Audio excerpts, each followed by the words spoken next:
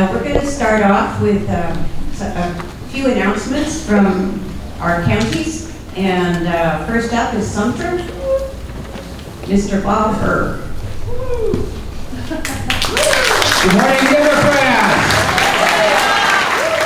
For those of you who are interested in getting a little bit more involved, we've got a number of activities going on this summer. On Monday afternoon and Wednesday morning, we're writing postcards to former felons to encourage them to register to vote. We're going to have probably canvassing later in August or September for voter registration, and we also have a very active links program where you would be the liaison with your neighbors on your block or surrounding blocks. It's been a terrific program. It's been coordinated by Chris Anderson and her team. So we have a lot going on. We do a lot of texting. We do a lot of robocalling. We've got an active weekly newsletter, much similar to what Dennis writes for The Buzz. So there's a lot of things going on. We also reach out to other counties because we know Sumter alone cannot do it. And so we've been very active with counties that do not have DECs, as well as some of the big blue counties that need to, frankly, do a little bit better. Next up is Lake County with Trevor Roberts. Good morning, Village Democrats. Yes, we have Democrats all over the place. Lake County has about 77,000 Democrats. And we're trying to get them all re-enrolled in vote by mail and doing a lot of things. And one of the things we're doing on the 24th of this month, we're meeting outside of the Chula Vista Recreation Center, and we're going to go out and canvass our Democrats, our warm Democrats in the area. Warm are the people that may or may not vote. And so we're going to go encourage them to sign up for vote by mail so that they have their little insurance policy in their pocket if they're hurt, if they're in the hospital. My own personal story, in 2018, I was in the hospital during the election. I had the nurse take the IV out of my arm, telling her I was going to walk around the hospital a little bit. I went downstairs, changed my clothes, went to the polling place and voted.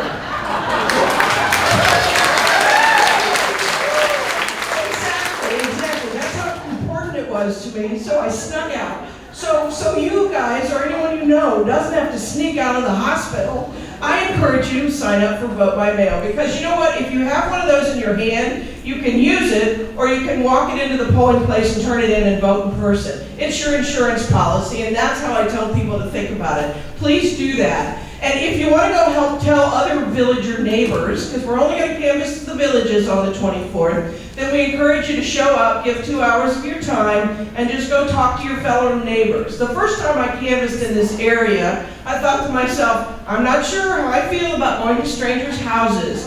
And then after the third house and the third person that hugged me saying, thank God there were Democrats here, I thought, this isn't so hard. I didn't do this. I want to meet my neighbors. And so we've been canvassing that area. Now, as an evolution of this, I ended up being vice chair of the Lake County Democratic Party. Again, not something I thought I would ever find myself doing, but they said, hey, you're pretty good at talking, why don't you step up?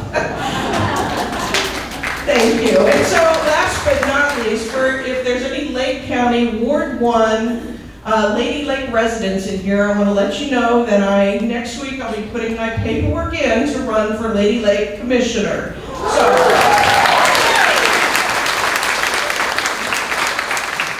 So thank you all for being here. I love to see Democrats get together and have some enthusiasm, and I'm not under indictment either.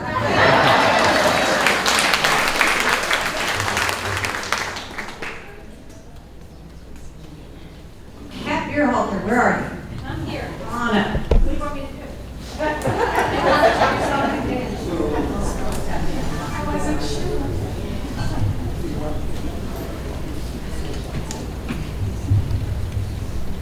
Good morning, everyone. Good morning. I have the pleasure this morning of telling you a little bit about a woman who has been doing a lot for decades. And it doesn't look like it's taken a toll on her because she looks lovely.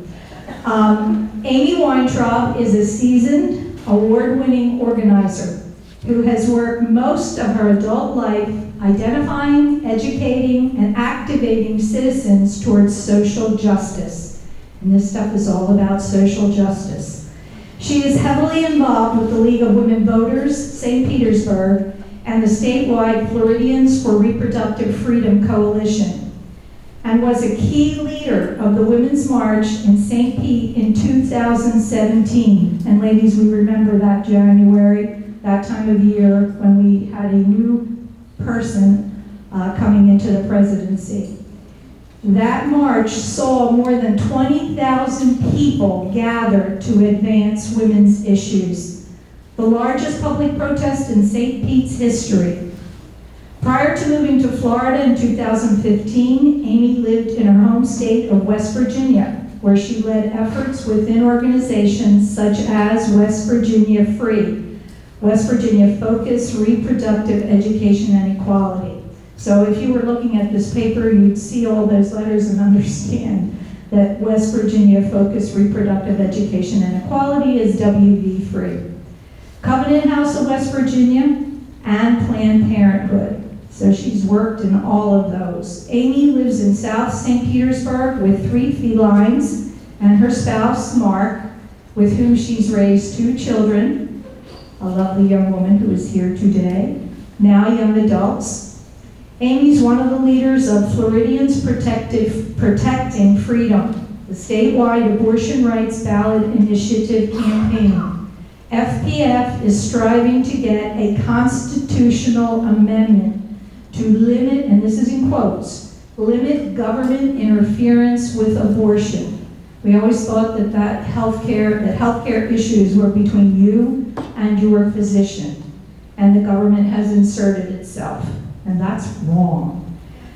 We want that on the 2024 ballot.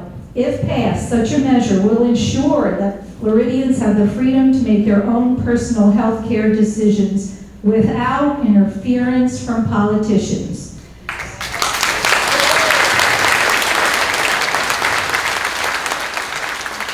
So, ladies and gentlemen, I present to you Amy Weintraub, an amazing activist.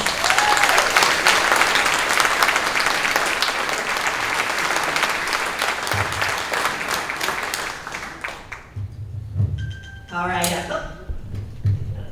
Good morning, Villages Democrats. It is such a pleasure to be here with you all today. I actually was here with the Democratic Women's Club back in 2019, and I am really, really pleased to have been invited to come again. And this is a great crowd. On a Saturday morning, you all came out because you care. You care about our democracy, you care about our state, you care about social justice, you care about reproductive rights. And that's why I'm here too. I bring you greetings from my employer, which is Progress Florida, as it's down there's our logo down at the bottom of the slide. And also from the South St. Pete Democrats, where I'm active, and from Precinct 202 in Pinellas County, where I'm the committee woman.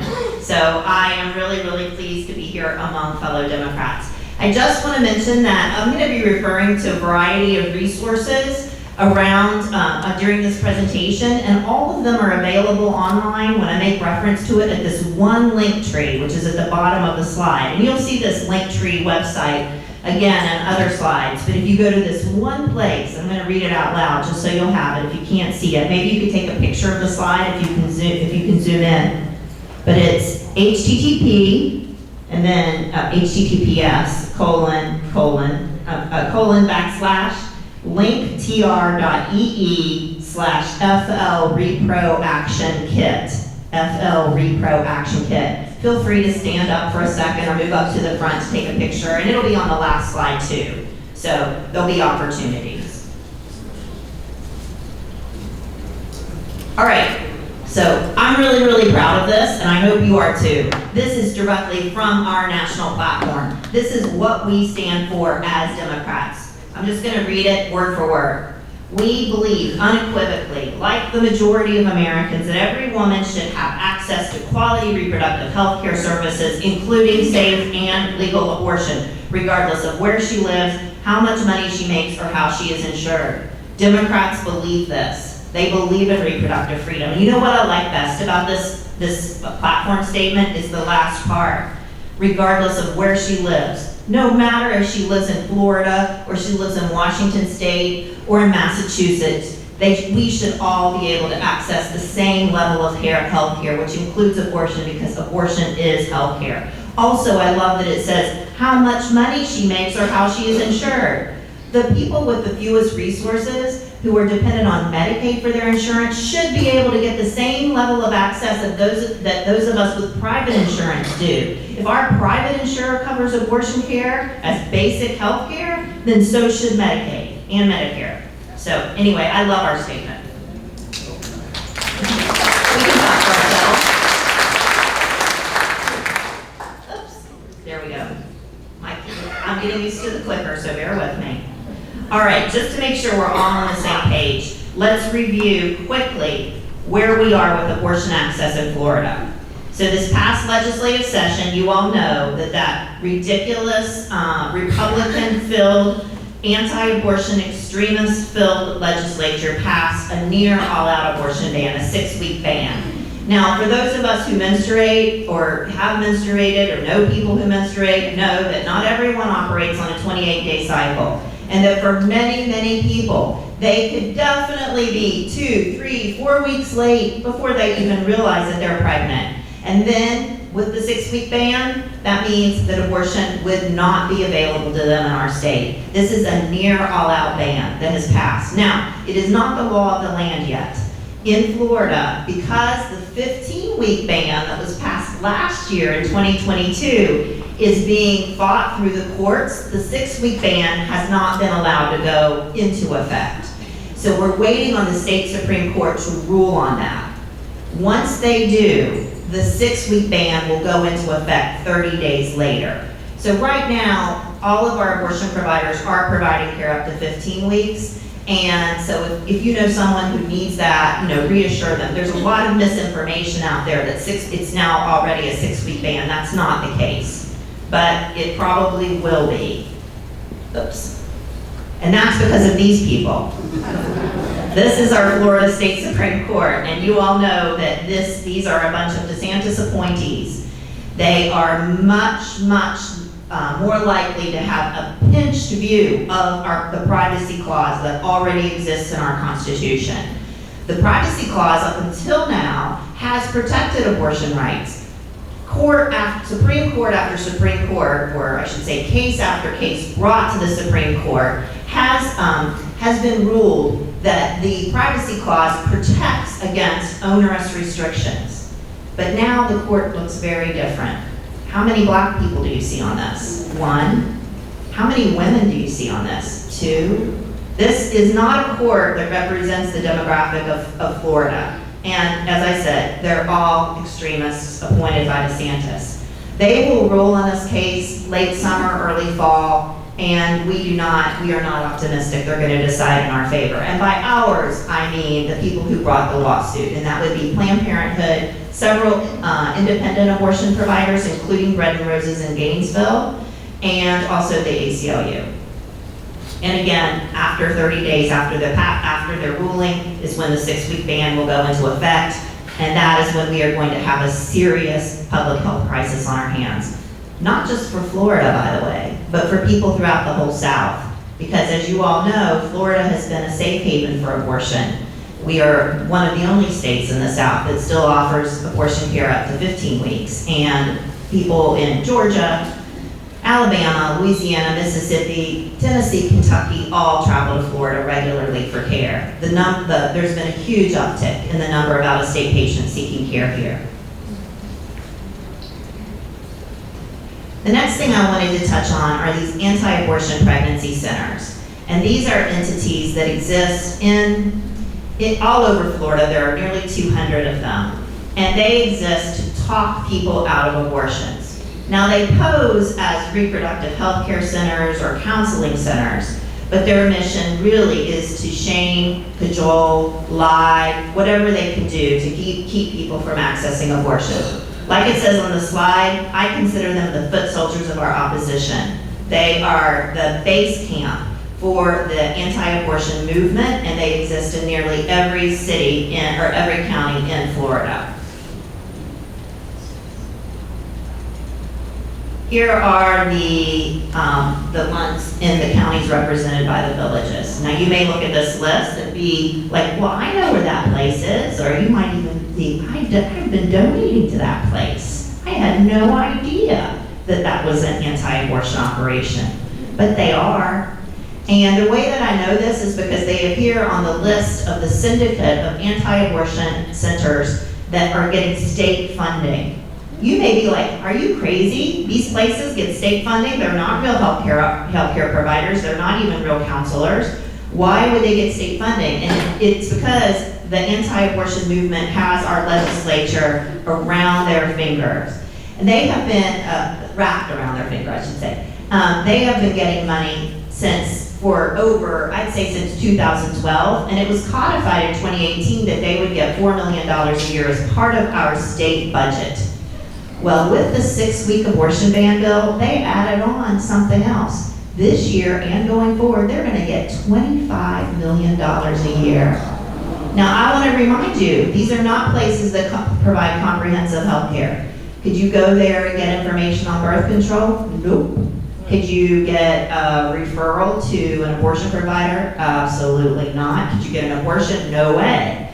But they put out free pregnancy tests, free ultrasound. They fool people into thinking they're going there to get some kind of real care, and they're not. We need to do all we can to expose these places by talking about them to others and make sure that people are aware, especially those who would be vulnerable to being tricked to be in. One of the things that I like to advise people to do is to leave negative but honest online reviews. That's where young people often go to find places that, resources. And so if they go and they were to go to, say, Tri-County Pregnancy Center in McIntosh, if they Googled that, they would get to the review site, and your review could tell them that is not an actual healthcare provider and that they're an anti-abortion entity. So consider leaving reviews for these places on Yelp and on Google Maps. Now, I'm often asked, like, how I've been doing this work in the abortion rights movement for many years, and it was awful in West Virginia. I moved to Florida. I thought it would be better. In some ways it is better, but it got really bad here too, pretty quick, as you can imagine. And people ask me, how do I keep it up? How do I keep up my positive energy and my will to keep going? And I'll tell you, it's because in our movement, there's so many creative thinkers, and there's so much positive energy. And, we have on our side that we are the people who have justice and freedom and all of that. So, it's easy to get back pumped up when we get down, because we have suffered a lot of defeats. But the other thing that keeps me going is like I said, the creative thought. And for example, when all these terrible abortion bans started happening, I heard the president of Planned Parenthood of Southwest and Central Florida, Stephanie Frame, speaking, and she was talking about the idea that's been floated of having a medical boat anchor off the coast of Florida in international waters and ferrying people out to that boat by plane or by boat to let them get the care they need. Now, that might not ever happen, but it's that kind of fantastical thought that really shows me that our providers are being creative in the ways that they are going to help people get the care they need. And I know something that's happening, and that is that our providers, like Planned Parenthood, like our independent abortion providers, like our abortion funds, they have worked so hard over the last year since Roe fell to develop an unprecedented level of networks with providers in other states. And they have when the 6-week abortion ban, if and when it goes into effect, they are committed to getting Florida patients to the care they need, even if that means putting them on an airplane. So anyway, that kind of thing does give me hope. The other thing that gives me hope is the way that we have approached challenges in the past. When the parental consent bill passed a couple of years ago, our movement decided to become very proactive in how we help teenagers find out how they can circumvent that law if they need to, if they can't involve a parent. how they can approach the courts and ask for a waiver. And so we developed a website called teenabortionflorida.com, and it's got targeted ads toward young people going all the time, and it walks them through the steps. There's a little video, I'm not going to show it today, but it's geared toward a very young audience, and it kind of comforts them in that it's not really a hearing, it's just a meeting with a judge, and it helps them get prepared for that. It tells them how they can be matched up with a volunteer lawyer. We have lawyers identified all over the state who will pro bono help these young people through the process. So anyway, the kind of work that our movement does give me heart and keeps me going.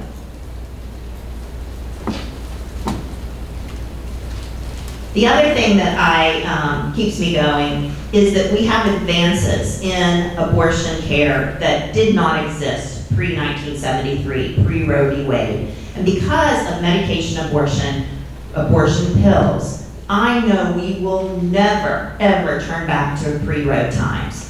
We will not have to resort to, so-called back alley abortions or coat hangers, because science and technology have brought us a miracle with, if you care about, abortion rights, abortion access, abortion pills are amazing. And they're amazing because they're so safe. And by safe, I mean safer than Viagra, safer than penicillin, safer than Tylenol. And they are, if used properly, before 12 weeks of pregnancy, 98 to 99% effective. So it's an amazing, amazing thing. Now, more and more people are having trouble accessing them because they're being outlawed in their state or because they are very expensive. And so I encourage, as we face down a 6-week ban in the state, I encourage you to get familiar with the concept of self-managed abortion. And that is accessing these pills outside of the traditional medical setting using the internet. The typical protocol is this. It's one mifepristone tablet, which is the round pill at the top, and then followed by 6 misoprostol tablets, which are the 6-sided ones. This has been legal in the United States by prescription or by distribution by physicians for decades. And it's FDA approved, as you all know. I mean, it's been in the news a lot lately, the fact that it is FDA approved. As we think about self-managed abortion and the idea of trying to find these pills outside of a medical setting, if doctors are going to be criminalized for providing that, I urge you to look at this website and keep this site in mind. Again, it's on the link tree, plancpills.org. They basically have a guide to all of the online vendors who are selling these drugs and shipping them to American addresses. Not only does it provide, say, the pricing and the amount of time, but it also talks about the type of interface someone might have with a doctor at these overseas vendors. Some of them are medical practices, some of them are online drug stores, so a real variety. But plancpills.org is a great resource for you to know about, for you to be able to pass along to anyone who may need abortion care past 6 weeks once the ban goes into effect. Other actions that I would urge you to consider taking. First of all, we have a newsletter that comes out every Friday. It is a reproductive rights newsletter. It has events that are happening around the state. It has action alerts, like online actions that folks can take. It has all the important news articles about abortion care that have come out in Florida, and not just abortion care, but also comprehensive sex ed and birth control and things like that. It has all of the important articles linked. It also has job openings. So if you aren't already getting that newsletter, go to the link tree and sign up. Out every Friday morning. Also, I'd encourage you to use your own social media channels to talk about abortion and reproductive rights and, of course, this ballot initiative. And the reason I would urge you to do that is the more you do it, the more it's normalized. The more we talk about abortion, the more that everyone just knows that it's just normal health care, because it is. Y'all know that 1 in 4 American women will get an abortion during their childbearing years, 1 in 4. You may be shocked at that number. You're like, there's no way. But it's true, and we know it because abortion is one of the things that has to be reported to the CDC. Our numbers are really firm. In fact, it's probably higher because we can't count the people who are ordering pills from overseas, so it's probably higher. You may say, well, I know lots of women and none of them have had abortions. Well, they have. They just haven't told you. And the reason they haven't told you is because of the stigma around abortion. And we need to stop that. So the more we talk about it, the more normalized it is. And that is a step toward reproductive freedom. Other things to do is to, of course, write a letter to the editor, write about it in your newsletters, write about it on your blog. All of those things are really, really great steps to take. Also, donating to your local abortion fund. The Florida Access Network is the abortion fund that serves all the counties of the villages and that help people who wouldn't otherwise be able to access abortion care get that care. They cover things like the procedure itself, transportation to the provider, even child care for the children that folks have to, have care for back at home. Speaking of children and people needing abortions, do you know that more than half of people who get abortions already have a child that they're caring for? They're making that decision based on their family's needs. So another reason, just to think about it as a normal, practical decision. Anyway, the Florida Access Network is an amazing nonprofit, and they will be needing more money than ever when the 6-week ban goes into effect, because they're going to be buying a lot of plane tickets. So please consider making them part of your philanthropic giving this year. Perhaps even your Democratic clubs could consider having a fundraiser for them at some point. The final thing I want to talk about today is the ballot initiative itself. So it's our main fight. It's our main tactic for fighting against the abortion ban. In fact, I might argue it's the only thing that we have left. As long as until we change the makeup of the legislature, this is the only thing we have to overturn their will.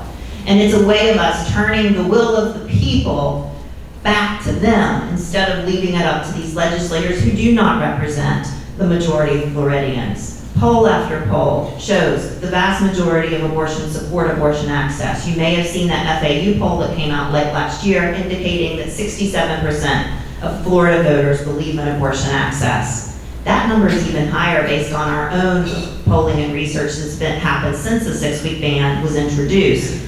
The support for abortion access has increased since then. So we know if we can get it on the ballot, we will win.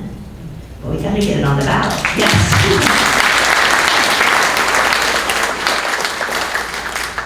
We've got to get it on the ballot first to avert this public health crisis that will exist throughout the South. So work on the ballot initiative began. It was a collaborative of those who understand the lived impact of abortion bans and abortion restrictions. When the Dobbs decision came down, and Roe was overturned, and that allowed the 15-week ban to go into effect. It was clear that decisions around abortion needed to be taken out of the hands of politicians and given over to us as voters. And there were a lot of experts involved with drafting the language, and I'm talking about some of the top constitutional attorneys in the state and in the nation, as well as ballot initiative experts, advocates, providers, all of those folks were involved. And it was groups like the ACLU and Florida Rising, of course Planned Parenthood, Women's Voices of Southwest Florida, among others. And the new amendment is titled Limiting Government Interference with Abortion. And here's exactly how it reads. No law shall prohibit, penalize, delay, or restrict abortion before viability or when necessary to protect the patient's health as determined by the patient's healthcare provider. It's very straightforward. It basically takes us back to a year ago or so before the 15-week ban went into effect and before Roe was overturned.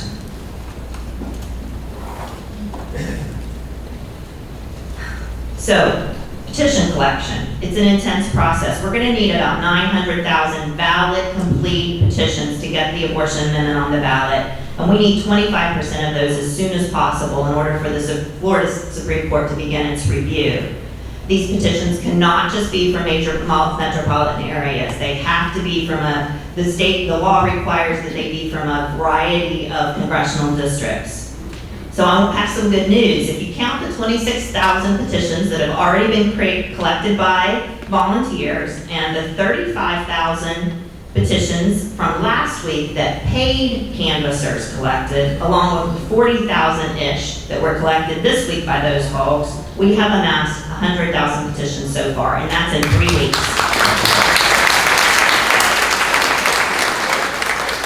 So I don't need you to remember all these numbers. What I do need you to know is that petition collection is the only way we're going to get to success, and that's counting on you.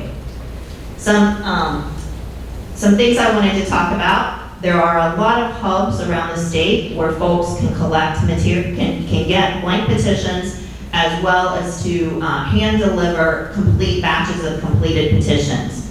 And that includes here in the villages. You can see the addresses on the slide, and I just have talked to folks from Lake County. Travis promises that they will be on the map before the end of this coming week. So that's fantastic. So there'll be collection points in all 3 counties.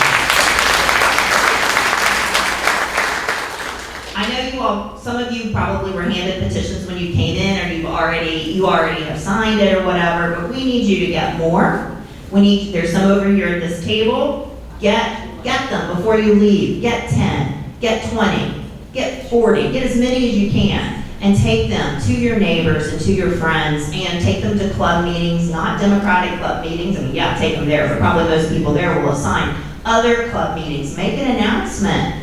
Be brave, but get these petitions signed. Now, I want to warn you about some mistakes that are very common. People don't forget to complete their address on the form. They forget to sign it. They forget to date their signature. They also read county as country and put USA instead of their county. All of these things are enough to make an SOE throw them out.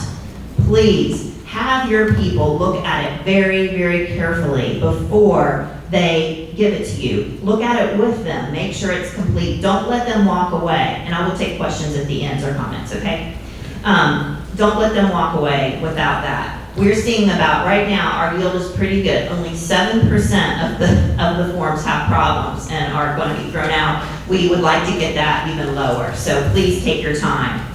The other thing I wanted to mention is that abortion is not partisan. We are Democrats and we believe in this, but it is really, really important that we recognize that to win this, it can't just be Democrats who win. We need over 60% of the vote. So.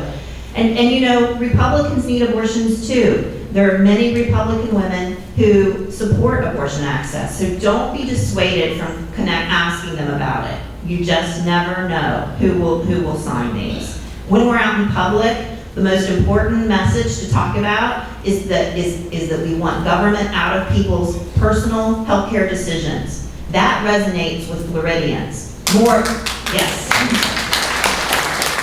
You don't even necessarily have to focus on abortion when you're talking with folks. Most people want government out of their decisions. There's a training every single Tuesday at 5 p.m. online that will help you get ideas about how to collect petitions, give you a lot more details about the process. I urge you to sign up, and that is available on the Linktree. That's the end of my formal presentation, but I am very, very happy to take questions. I do ask that if you have a question that you go to the microphones at the side, because that way everyone can hear you, and you can line up so that there's not a delay between question askers, if you don't mind. And we'll start at the left and then go to the right. On my left, which would be your right. We'll start over there. If you're collecting, no, it says it's off. If you're collecting petitions, do they have to be turned in the county in which the person is registered to vote? The petitions can be turned in any county, any of the hubs. Let me go back. Any of these hubs will take petitions. Please do not turn the petitions directly into the SOE. That circumvents our campaign's process. It circumvents our ability to understand how many petitions are collected. It circumvents our ability to budget. Please only either mail them in to the Sarasota PO box, which is listed on the form, or turn them into your local hub. They can be from any county. Your hub can take them from any county. Good morning again. Good morning. Amy, my question is about the faith clinics. Can people protest in front of them? And with the new legislation and, the tightening of being able to be a protester in this state, can you do that? Can you have a sign that says faith clinic with a big arrow and stand on their sidewalk? Yeah, having a visibility event outside an anti-abortion center, a faith clinic, is a way of exposing them. If one stays on public property, that is absolutely fine. Just don't block the sidewalk. No problem with that. If that is a tactic your group would consider, I strongly suggest getting media to attend. And pick an anti-abortion center that is on a place that has a lot of visibility on a main road. Some of them are tucked back, and so that's less effective. So pick the one that has a lot of visibility and make sure you get local press there.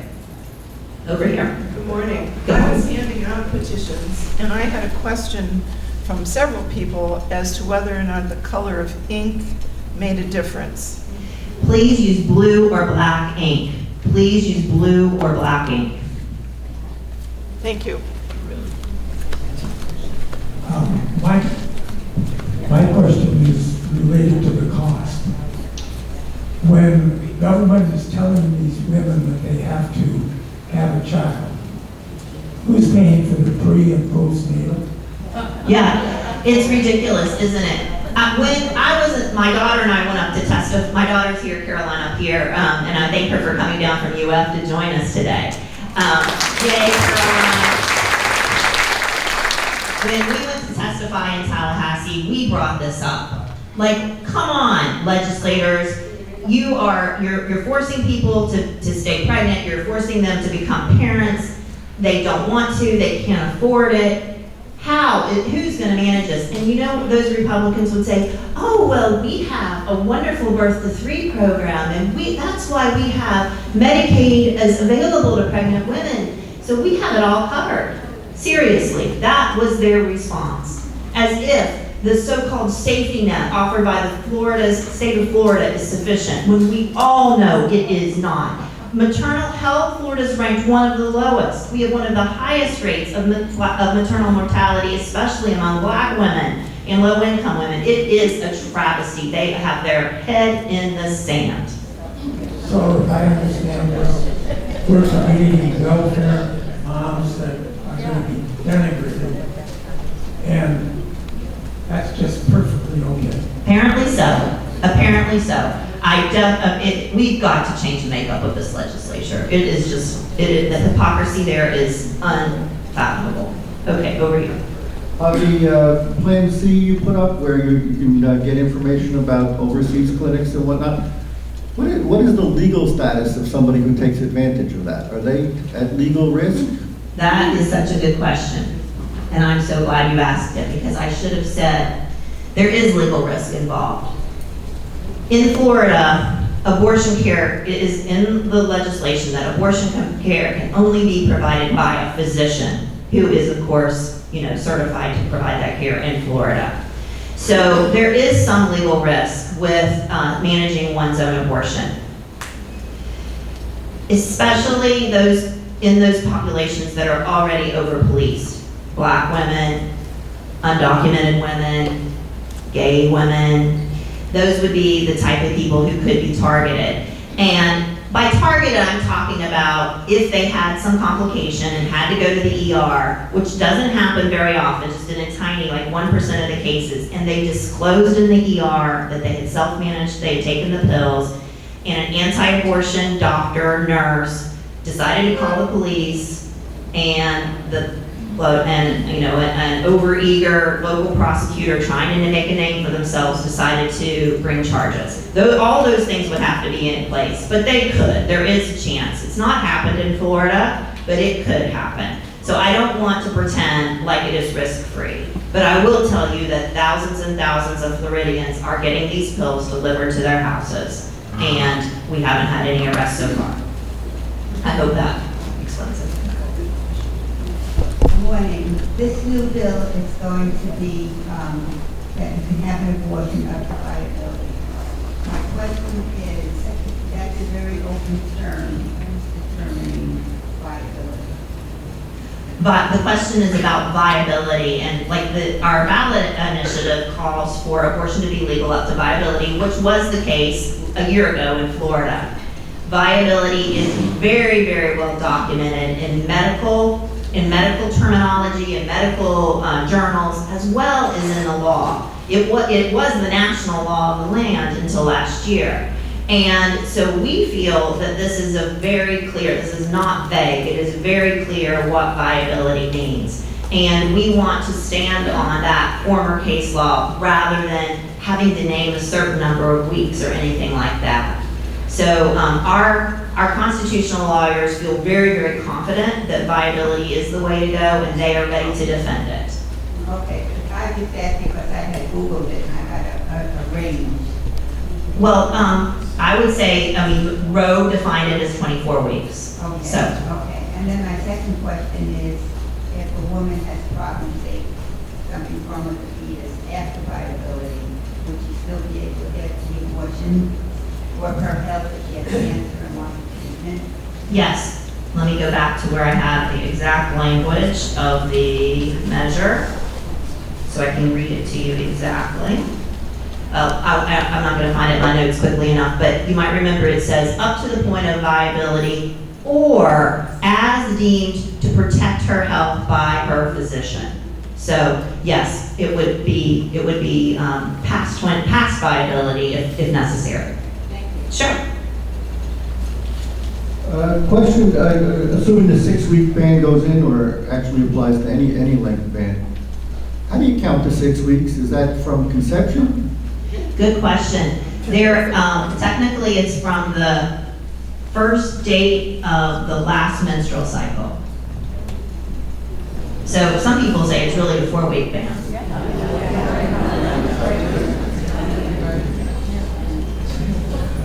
I have petitions and I have a huge sign that I am going to go out somewhere and get signatures to put that on the ballot. However, I want to know, where can I go? Can I go to parking lots near a CVS? Can I go to the hospital parking lot where the doctor's offices are and stand in the shade off under a tree with my sign? I don't know where's the best spot to go. We can do petition collecting on any public property. Any public property. And if someone approaches you and says you shouldn't be here, you say, I thought this was public property. If you decide to go to private property, which a CVS would be, and you're asked to leave, then just go, then just leave.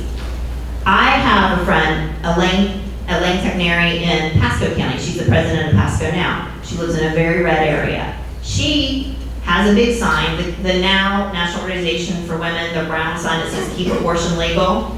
She puts it, leans it up against her leg. Then she has her clipboard, has a sign on the back of it, sign petition here. She tells me, she stands outside the library, she tells me she doesn't have to say anything to passersby. They come to her. And this is in Pasco. So the library, the DMV, the post office, all of those places are really, really good. Anywhere where there's constant traffic. Over here, anybody? Yeah. I have a question. If you have any updates on pharmacies that have stopped selling the mifepristone. There was an update saying that Walgreens had stopped selling it under pressure, but then they had resumed, and I haven't been shopping at Walgreens ever since they did this. So I would like to have an update if you are aware of which pharmacies are bowing under pressure and which ones are not. All right, so for one thing, this really doesn't affect us here in Florida because Florida state law requires that mifepristone, the round pill, can only be distributed by a doctor. So you cannot get a prescription for Miffy and go to CVS or Walgreens or Walmart and pick it up. You cannot, it's forbidden. It's ridiculous. And by the way, even though it's so safe, nurse practitioners, physician's assistants aren't allowed to prescribe it. Only a physician under Florida law. It's like one of those ridiculous things to drive up the price and keep access away. So anyway, I honestly haven't been like following all of that to a T. Like where are we now with CVS? Where are we now with Walgreens? You never could get these drugs. That mifepristone, the round pill, you could never get it at a drugstore. So I don't want to say more because I'm not really sure where it is with Walgreens. I'm sorry.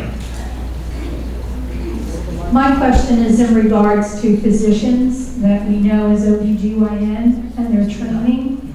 Has there been an effect in medical schools with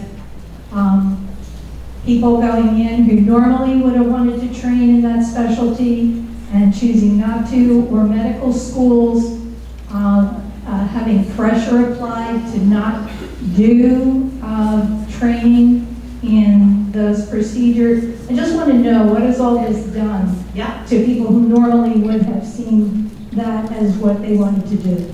Rachel Rapkin, who is a professor, has been a professor at USF Medical School, tells me that pressure is so intense not to focus on abortion care education at the medical school. She's actually, I can't believe it, she's one of the top obstetricians in Tampa. She's leaving the state. And this is one example.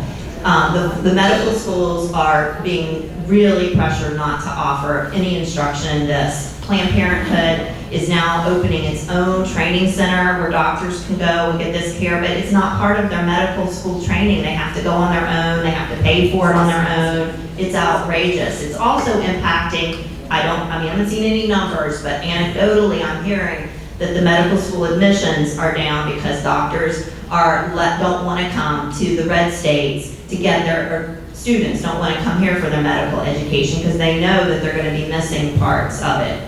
Doctors are frustrated and it's becoming increasingly difficult for our providers to find doctors who will come in and provide abortion care. It also just, I think, really, not even doctors who are not involved with OBGYN, they are impacted because they see this as overreach by politicians trying to tell them how to practice medicine. So it's just all around bad news for doctors and medical students. So as a senior woman, I don't need the OB part, but I will need the GYN until my body no longer is alive. That's right. So through this, there will be not enough GYNs. That's a good point. It affects everyone. It affects all people with uteruses or who had uteruses.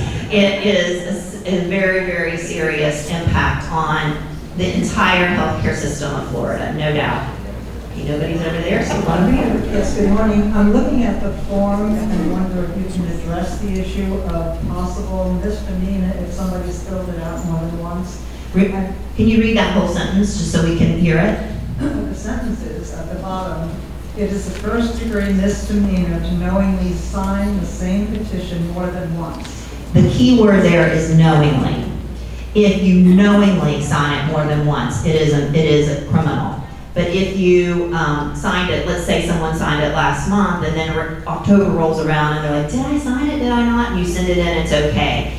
The SOE is very unlikely to pursue any charges against anyone who's accidentally done it twice. But what they'll be looking for are people who try to turn in 10 copies of their own. But don't do a second one if you know you already turned it in. Over here. I had sent the letter and another letter attached to Hold it right up to you. Make sure it's on. Okay. I had sent a letter to a women's organization online with the form and a letter with it. And I said, you may not believe in women's rights, and if you do, please sign this and send it out. And I got a letter from the organization that says, we are not a political organization and please take it off. So I left it on for 3 days, and then I took it off, figuring that somebody's going to see it on there and somebody's going to do something about it. And the other thing is that I have, it's bothering me, is that gun control. We should let people have their babies, not finance them and help them, but then send them off to school and get killed. So why not just get an abortion and, you know, save all of that trouble? I really liked your story about being brave and posting, posting the ballot petition up to a group that you weren't sure about, and then intentionally leaving it up for 3 days, even though you told them you were going to take it. They told you to take it down. I love that. Let's be courageous. There's a lot at stake. Okay, over here. Can you hear me? Yes. Okay. Okay. I got it. Actually, I almost put it in my mouth, huh? He's like, you're gonna kiss it. You gotta kiss it. Okay. Say we get this thing on the ballot in 24 and it's approved. My concern is, what is our next step? Are we going to try and rescind the laws, or are we going to hope that we vote these guys out? I mean, it might not happen until 2030 at that rate. Is there a plan? The laws will be rescinded immediately. The 6-week ban, the 15-week ban, parental consent will be rescinded, the 24-hour law will be, all of these things will be in violation of unfettered access to abortion. So they will be rescinded, and we are prepared to defend it, because surely the DeSantis administration will file suit, and we have, y'all, you can only imagine the level of attorneys that are lining up to help. And so, yeah, we're ready to defend.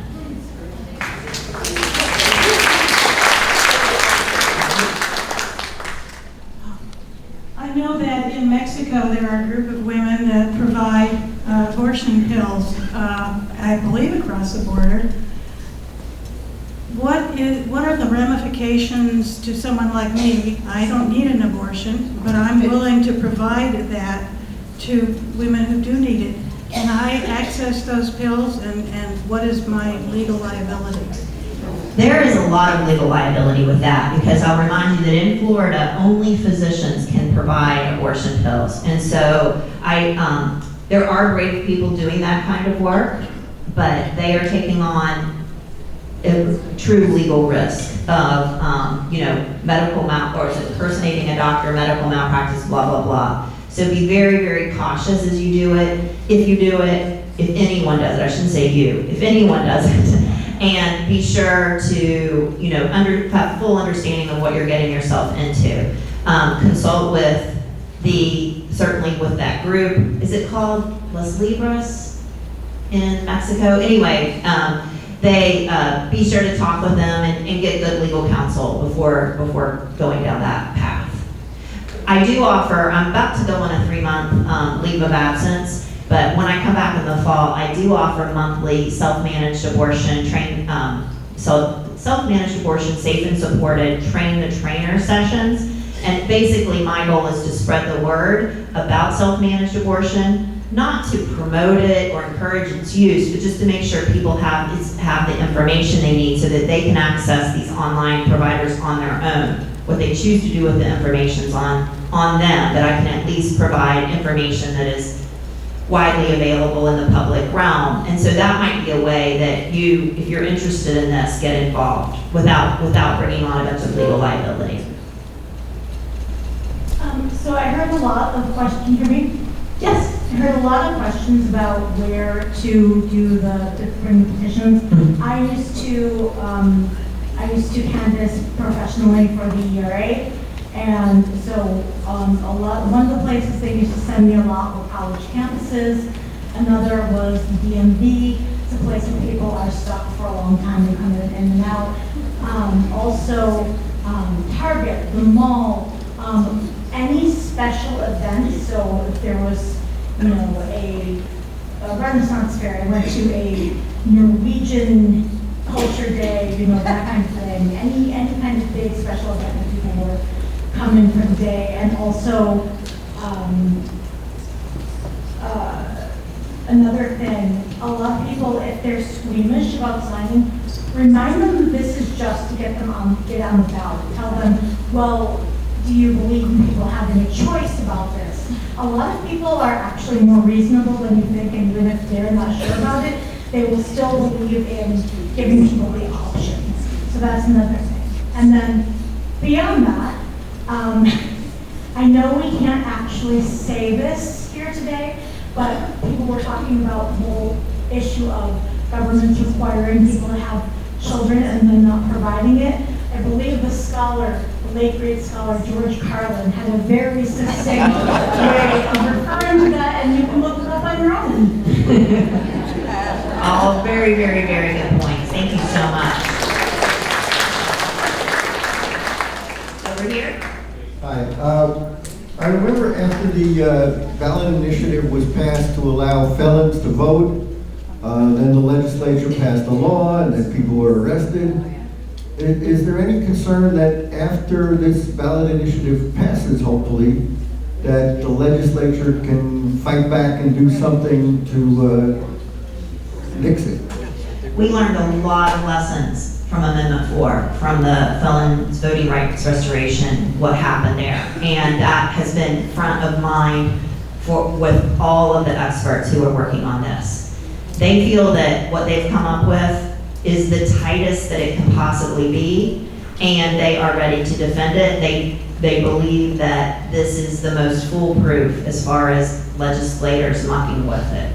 Will the legislature attempt to muck with it? Oh, yeah. Will DeSantis file a lawsuit immediately? Oh, yeah. But we feel like this is as strong as we can get.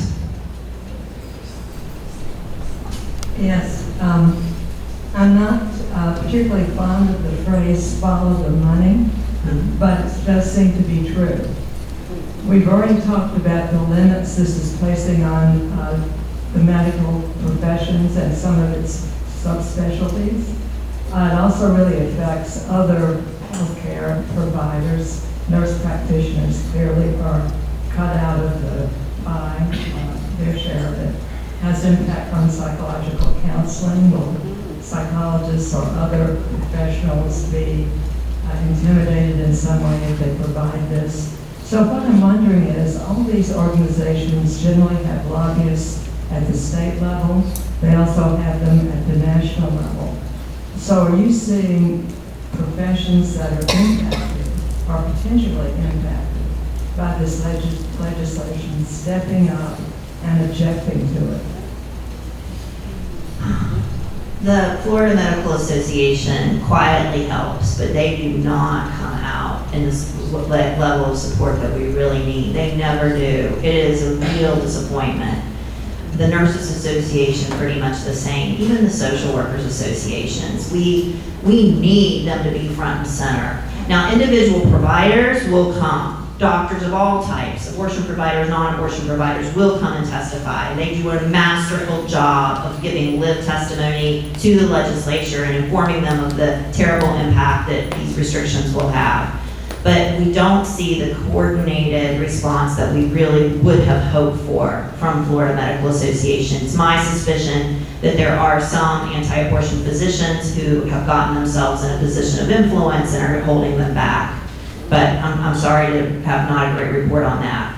We do right now have a letter that, a sign-on letter asking doctors, nurses, well, any healthcare provider to sign on in support of the ballot initiative. I'll make sure to add that to the link tree in case you all know doctors and nurses, retired, working, whatever, who would be willing to sign, because we need hundreds, thousands of doctors and nurses to sign. Okay, people over here. Okay, go down. Good morning. Going back maybe more than a couple of weeks, I remember in high school, like anatomy and physiology, and maybe in college a little anatomy and physiology.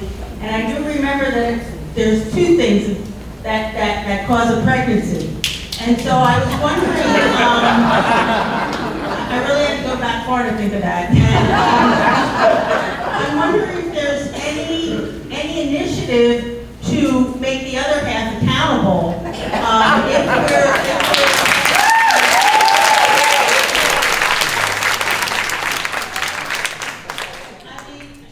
If the pregnancy has to go to term, form, what's the other part that's accountable here?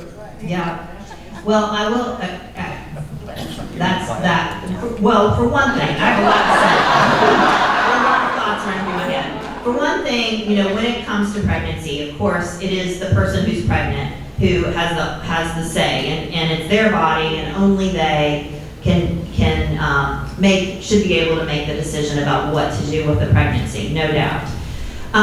As far as we have to have our male allies in support of this ballot initiative, and I have seen more men and boys attending our events, being collectors of the petition forms, and being supportive in the way that only true allies can. There's a new group, like a few years old, called Men for Choice, and they are one of our key partners in the Repro Coalition, and that's been fantastic.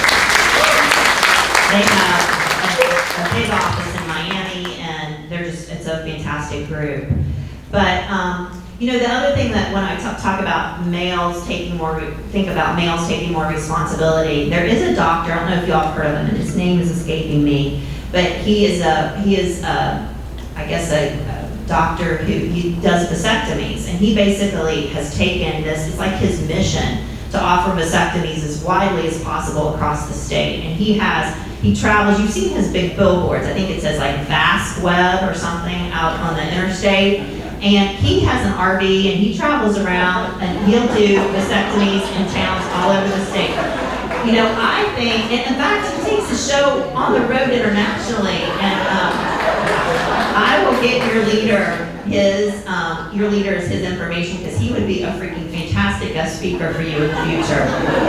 There's been a documentary made about him, and vasectomy is of course an amazing permanent birth control, and it is much less invasive than a tubal ligation, and far fewer complications, and of course, more of them should be performed. I hope that kind of got at some of the stuff you raised, but you make really good points.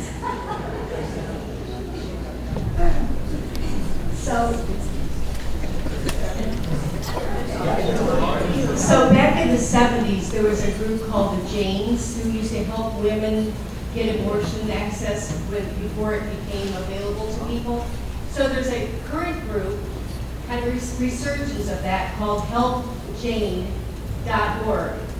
And they are a group that help women and girls, or anyone with a uterus, get access to abortions. You can join the group, but they will screen who's trying to join. And so it's a private group. They make sure that you've got the right posts on your websites and so forth, and they're the kind of person they want. But it's deliberately set up to help women go to other states, whatever. So the whole point of it is to help women go camping. So they ask women who can provide a place to stay, people who can help with camping supplies, whatever. But it's a good place to get information for all that. And it's helpjane.org. And I'm just going to remind you also, if I can find it, about Florida Access Network, which does those same things here in Florida. And Florida Access Network is, their home office is in Orlando, but they are assisting Floridians to get the care they need. And volunteering is a great thing to do. Sometimes people need rides to are going to need rides to the airport, and rides from the airport to the hotel. People are coming in from out of state right now. So all of those are great ways to lend a hand. Okay, just one point about men.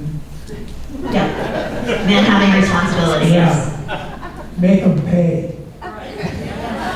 Make them financially responsible, and then they'll start supporting you. Well, we do have the child support, system, but it's not enough, no doubt. Make them personally responsible. The father. Yeah. Very good. Thank you all so much. It's been great to be with you.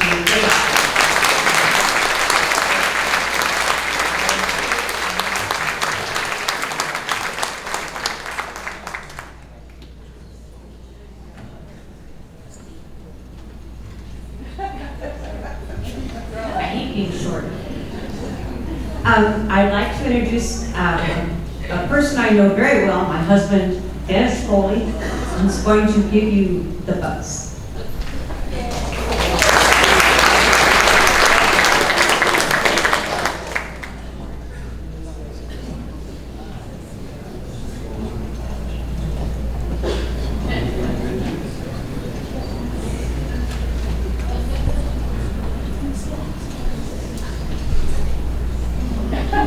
I'm not blind, I can't see any of you, so just make yourself known. Good morning. Good morning. Okay, better. So a funny thing happened Thursday.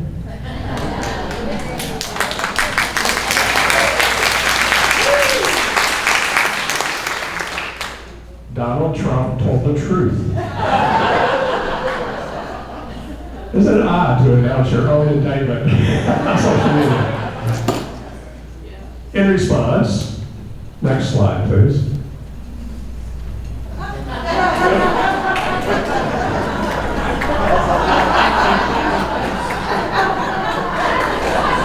Prosecutor Jack Smith confirmed Friday that Trump had been indicted on 37 charges, but he also took care to remind people one is presumed innocent until proven guilty. Then we read the indictment. I think he has the receipts. Next slide, please. Now, this was probably this guy's private reaction to the Trump news. But this belly laugh happened while he was rambling around Iowa. And those items apparently are hilarious. He almost never smiles in Florida, unless he's signing terrible legislation or conning immigrants to get on taxpayer-funded flights to Texas or California. Next slide, please.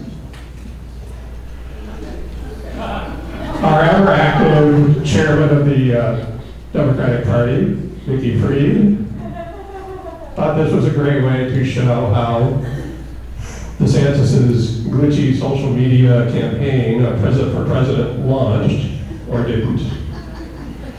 That has been followed by a flame out in the public opinion polls. Apparently, the more people know him, the less they like him.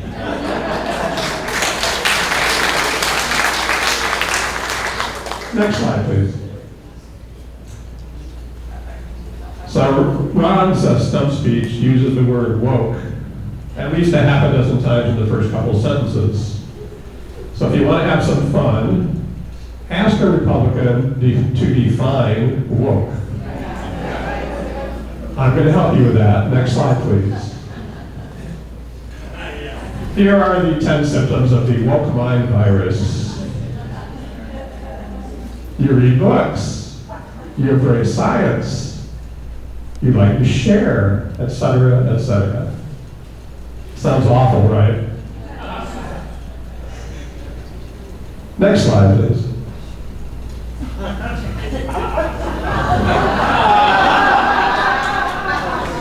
So, you've probably seen videos of Kid Rock using an AR-15 to, destroy cases of Bud Light. Or you've seen videos of Proud Boy rejects trashing Pride Month clothing displays at a Target. But last week, the megamaniacs turned their rage on their beloved Chick-fil-A.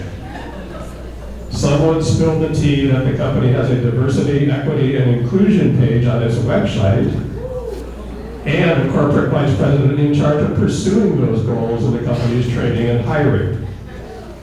The news swept the megaverse like a Canadian wildfire. Does this mean we should all go to Chick-fil-A for lunch? Next slide, please. While such perpetual outrage, idiocy is inflamed by GOP leaders who have made owning the so-called liberal elites their battle cry, look where this lot matriculated. Oh, the hypocrisy. Next slide. Speaking of our old school days, Who remembers Newton's third law of motion? For every action in nature, next slide please.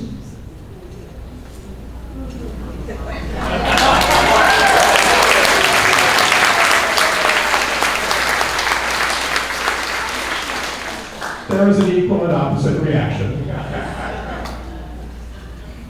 Want another reason to celebrate? Next slide, please.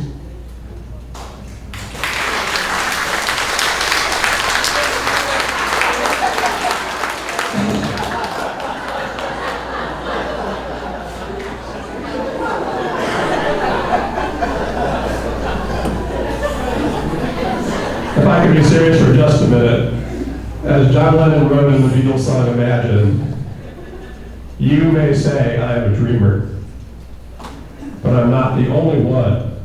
I hope someday you'll join us, and the world will live as one.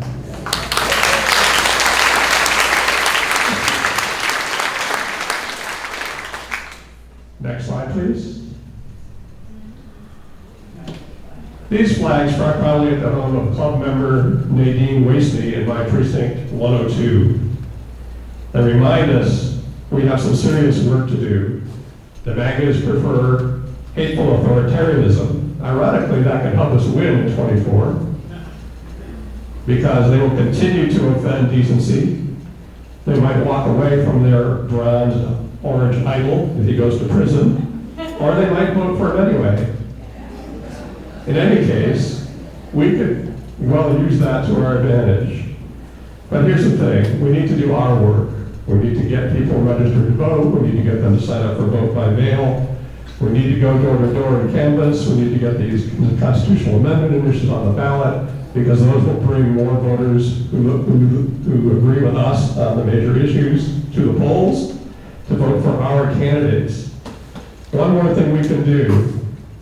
If you know a reasonable no-party affiliate, someone who's just sort of checked out and voting for a party, you need to talk to them about the issues that really matter. Social Security and Medicare protection, the economy, healthcare, education, the environment. And then show them the Democratic positions on those issues. And what they're going to find out is they really are on our side. You need to persuade them to vote that way. When we all show up at the ballot box, we win, and that would be something to buzz about. Last slide, please. This good boy agrees. Now off to Chick-fil-A.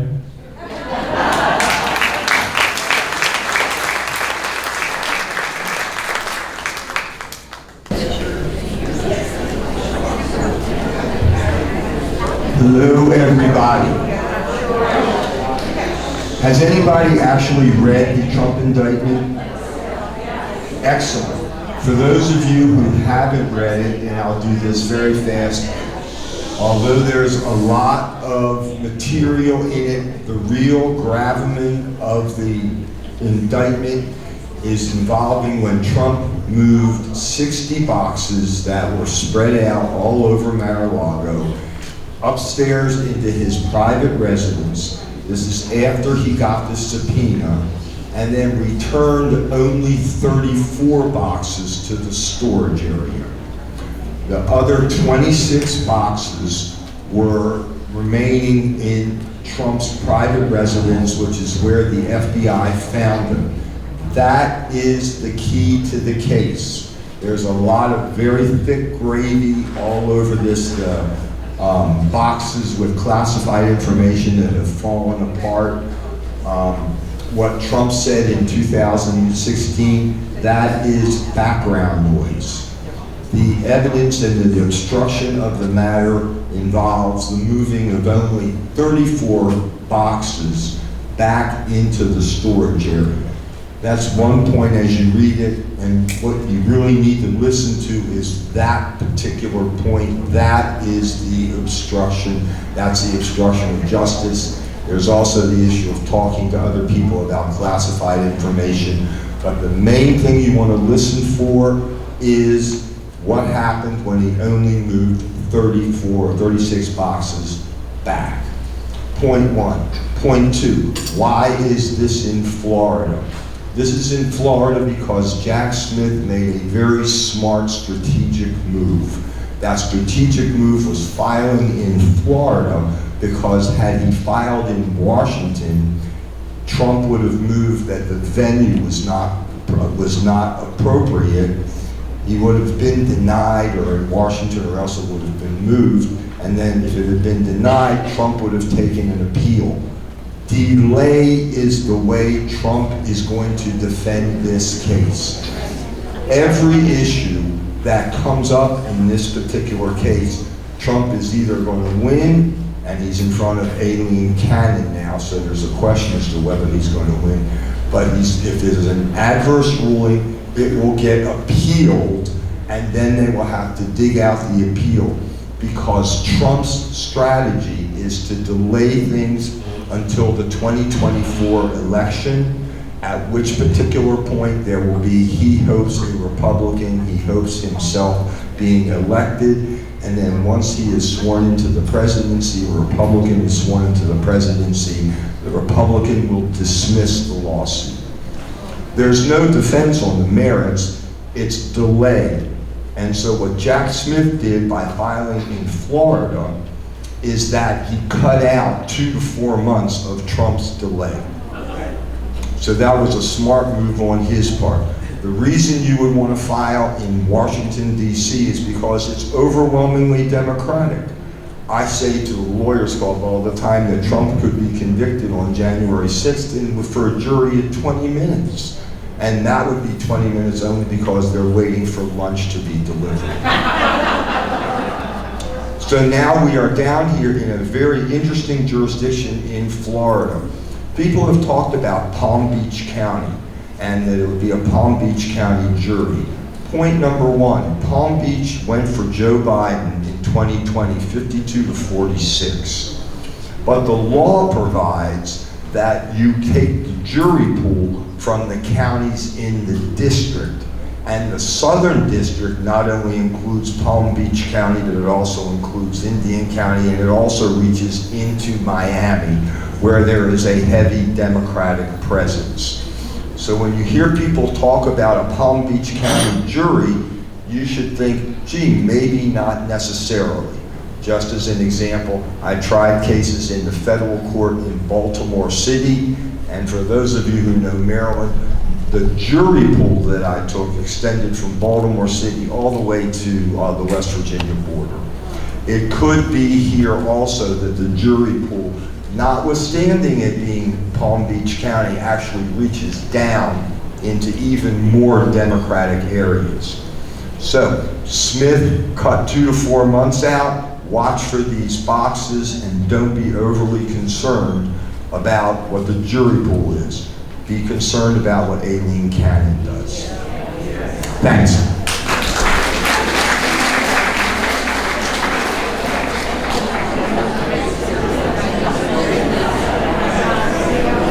Thank you, everybody, for coming. Take your trash. See you next time.